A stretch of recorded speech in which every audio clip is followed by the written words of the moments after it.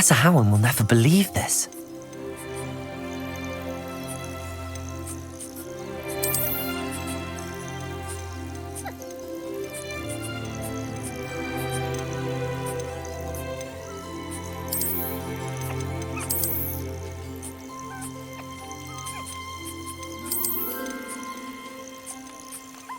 There. I'm not going to hurt you.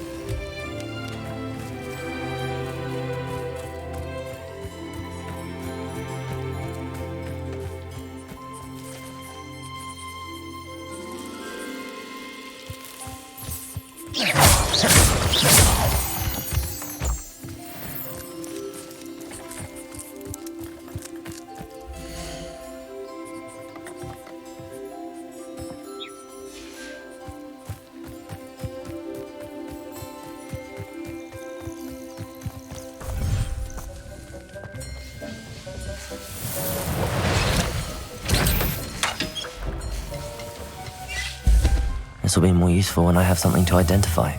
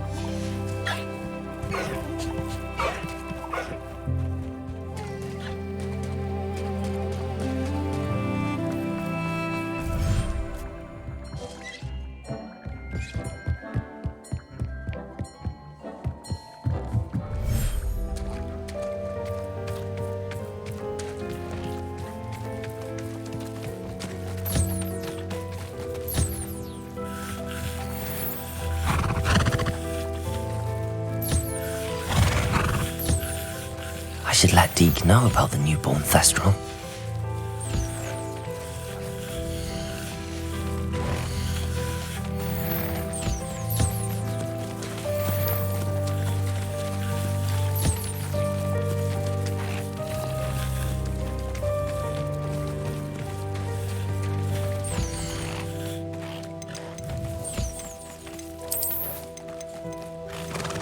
Everything's all right now.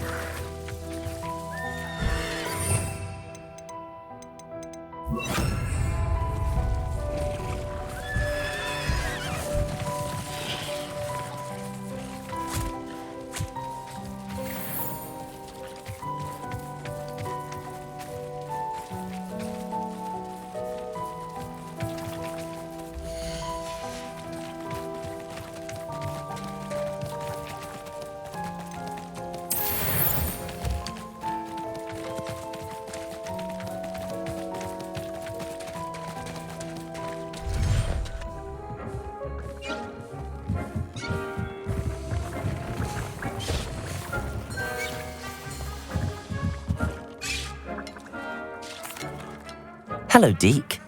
You'll be pleased to know that a little Thestral was born. How wonderful to have more Thestrals in our world.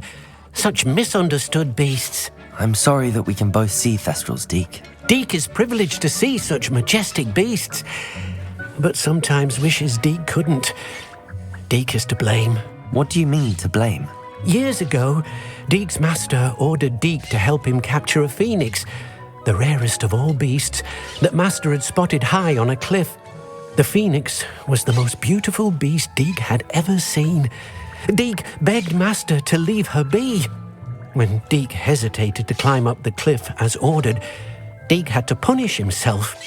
As Deke punished himself, master grew angrier and angrier, and in his frustration cast at the regal bird. Deke suspects the phoenix was protecting eggs when it swooped down in fear and fury. Before Deke could reach him, master fell from the cliff. Deke stayed on that cliffside for days, punishing himself, before Tobbs found him. What a horrible tale, Deke. I'm so sorry. Deke has only told Professor Weasley that story, and now yourself. Deke often wonders what became of that phoenix. Deke feels fortunate to be at Hogwarts now, helping you rescue beasts. Perhaps Deke can make amends for what came before.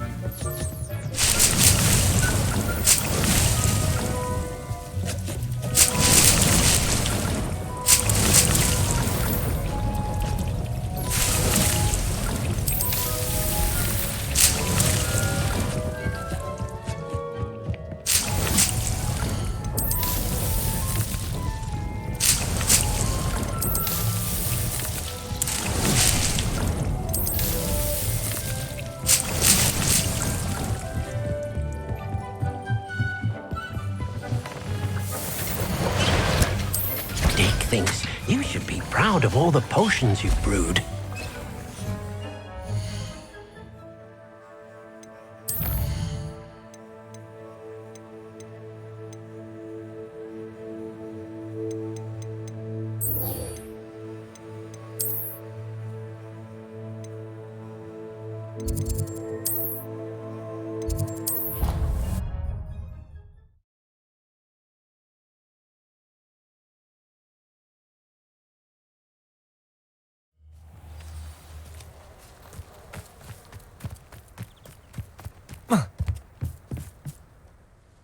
Hello, Grace. What are you doing here? Nice to see you. Thank you again for your help at the lake. I've become quite good at Summoner's Court, and I'm waiting for my next opponent. I suppose that's you. I suppose so. Shall we begin? I'm game. Well, let's see what you're made of.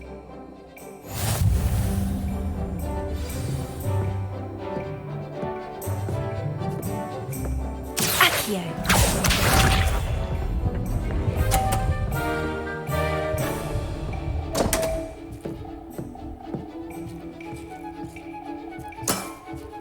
You didn't see that.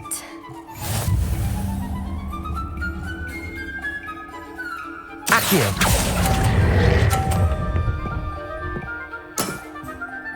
What a remarkable shot! Accio.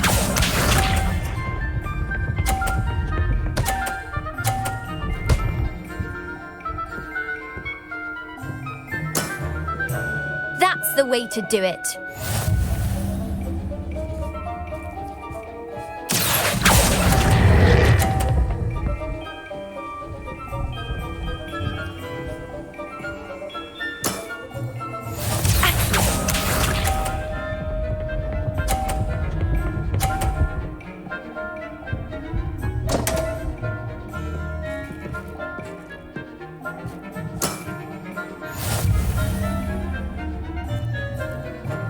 Accio.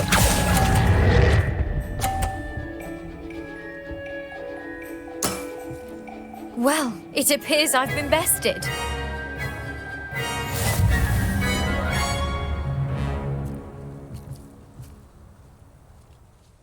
Well done! Diving, Summoner's Court. Seems there's nothing you can't do. You played a good game, though, Grace. I did play rather well, didn't I? Only one student has ever beaten me. She's very good. But if you play the way you did against me, you might stand a chance.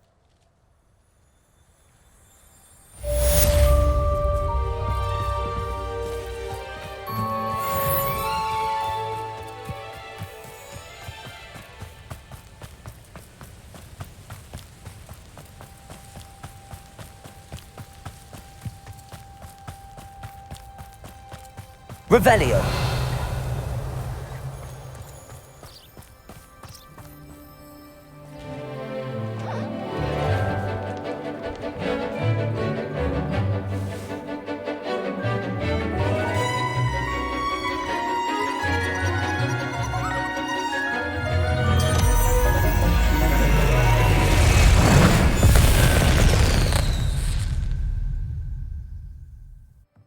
Excellent work today. Class dismissed. I take it you're ready to learn your new spell. I completed your assignment, Professor. I'm ready to learn Bombarda now. Good. Now, this spell comes with a caveat. It should only be used when necessary. The exploding charm, as you might suspect, can hurt people.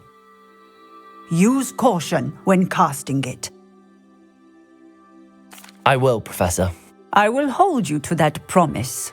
Now, you must be precise in your wand movements. We don't want you blowing your hand off. Go ahead. Nice and steady wand movements. Remember, the exploding charm is highly volatile.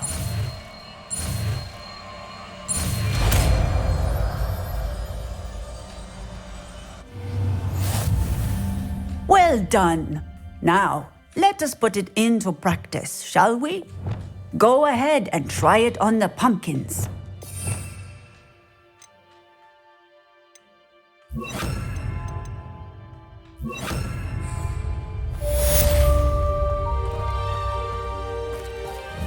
Bombarda. Excellent wand work. Cast the spell just like that every time. Assured and in control. Professor, might I have a moment? Yes. What is it? I was wondering what inspired your interest in magical beasts. Are you considering some sort of profession in the field? Truthfully, I am not. But I am interested to know why you chose this path for yourself. I see. I suppose that seeking to understand the motivation for selecting one's path is a worthy pursuit. I believe that when choosing a path, particularly of a scholarly nature, one must take into account both one's enthusiasm for a particular subject, as well as how one may best serve the students to whom one is obligated to both inspire and teach. Of course, Professor. When did your path become clear? I recall it quite vividly. It was the summer between my 6th and 7th years. I read in the Prophet about a wizard who'd been selling okami eggs and disappeared in the mountains near my home. I knew of the okami, of course, from my studies, but they are native to lands east of here, such as India. I wondered if it was possible that an okami could be so nearby. Hence, I went to find it. What type of beast is an okami? It is a spectacular beast, a feathered, winged serpent-like creature that can grow or shrink to fit a particular space. Its eggs are made of pure silver, hence the desire to trade in them. Seems quite a challenge finding an okami in the mountains. It was. After a few days, during which my parents grew increasingly annoyed at my absence, I found what little remained of the wizard egg trader. He was near a tree hollow, and there, inside, was a nest with 7 silver okami eggs. What did you do with them? Nothing. Beasts are to be valued for what they can provide for wizard kind. Protective clothing, potion ingredients, even wand cores. Only poachers see the value in ending a beast's life for galleons. I left the eggs alone. I hid, and moments later, the beast flew right over my head. Breathtaking. She then seemed to all but disappear as she shrunk to fit into the hollow. That sounds incredible. Indeed.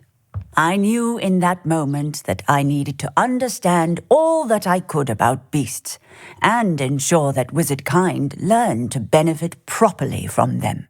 Now, I trust that I have answered your question. You would do well to continue your study of beasts, regardless of your chosen path. Beasts and all that they provide will vastly improve your life, and perhaps one day even save it. I shall remember that, Professor. Thank you.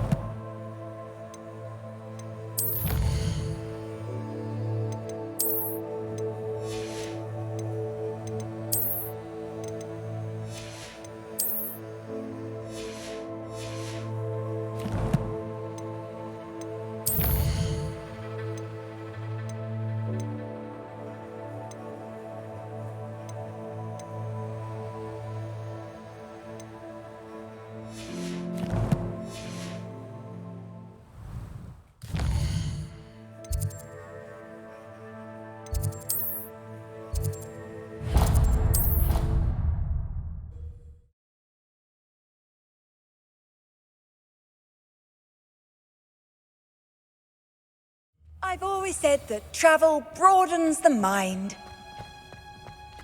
Oh, it's you! Samantha, is everything all right? No, it's not. It's my brother William. The one I told you about after Charms class. He's been cursed. He ignored my warning and now he's lying in St. Mungo's looking completely pathetic. He simply never listens. I'm sorry, how exactly has he been cursed? Oh, you won't believe it. Truly, but his feet were turned into purple beets. You can imagine his distress. And mine. I won't even go into the attention he was getting from our garden rabbits before he admitted himself to hospital. I'm so sorry. That sounds like a trying situation. I'm glad you understand. Everyone else just laughs at me as if it's a joke. No compassion at all. Well, it is an unusual situation. How did your brother end up like this? It's entirely his own fault. I told him about some research I'd done recently on our ancestor Marmaduke Dale. In particular, my discovery that Marmaduke's tomb was cursed. My brother's always making fun of my discoveries. This time, he laughed in my face. Told me I'd misinterpreted my findings. As if that were possible. And to prove his point, he went right up to the entrance of the tomb and poof! His feet transfigured into beets. How awful. I can see why you're upset. He definitely needs some help. Exactly. He may be a cape flapper, but he's still my brother. And no one deserves such a fate to last forever, especially as the result of a single brainless mistake. Now I worry that if the curse isn't reversed, it could become permanent. Can't the curse be broken? Possibly. The curse stems from a crest that was stolen from Marmaduke.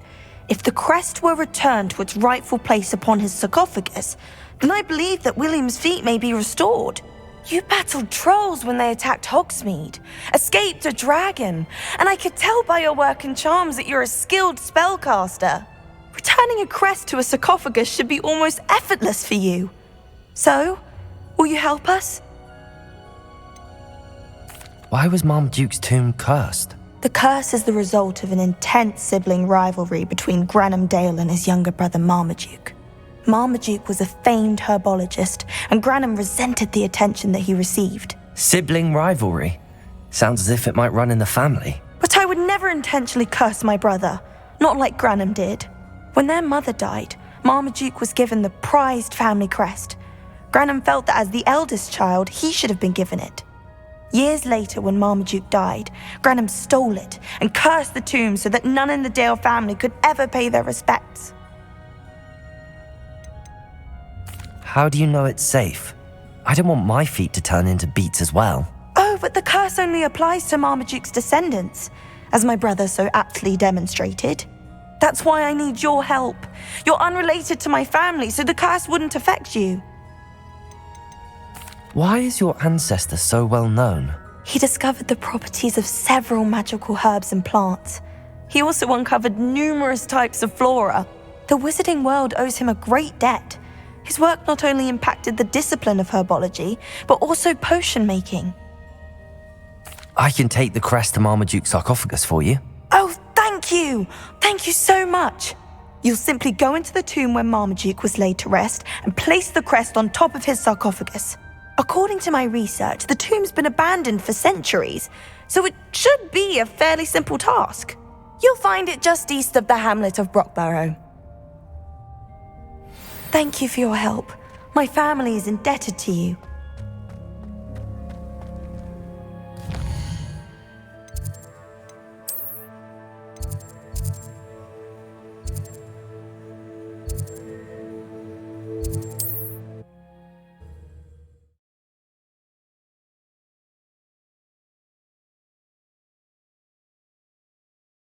I need to find the tomb near Brockborough and place Samantha's family crest on a sarcophagus there.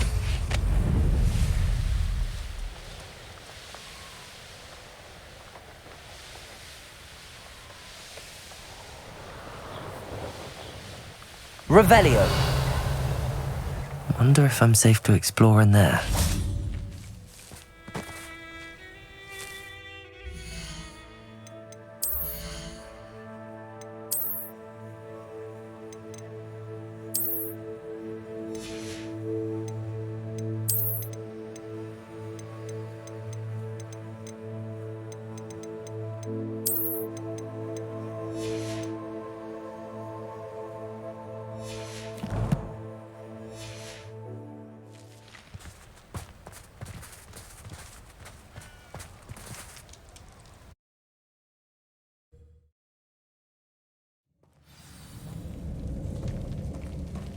Well, my feet didn't turn into beets. That's a good start.